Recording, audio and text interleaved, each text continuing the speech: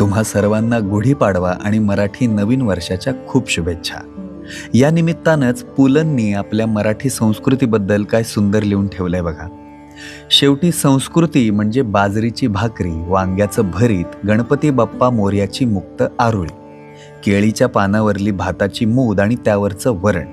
उघड्या पायांनी तुडवलेला पंचगंगेचा काठ, मारुतीच्या देवळात एका दमात फोडलेल्या नारळातले उडालेले पाणी, दुसऱ्याचा पाय चुकून लागल्यावर देखील आपण प्रथम केलेला नमस्कार, दिव्या दिव्या दीपत्कार, आजीनं सांगितलेल्या भूताच्या गोष्टी, मारुतीची न जळणारी आणि वाटेल तेव्हा लहान मोठी होणारी शेपटी, दसऱ्याला वाटायची आपट्याची पानं, पंढरपूरची धूळ आणि अबीर यांच्या समप्रमाणात मिसळून खाल्लेले डाळे आणि साखर फुटाणे, सिंहगडावर भरून आलेली छाती आणि दिवंगत आपटांच्या मुठभर अस्थिंचा गंगापर्णाच्या वेळी झालेला स्पर्श,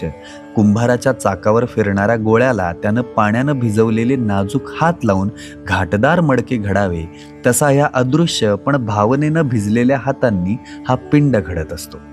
मग कुणाला देशी मडक्याचा आकार येतो तर कुणाला विदेशी कपबशीचा.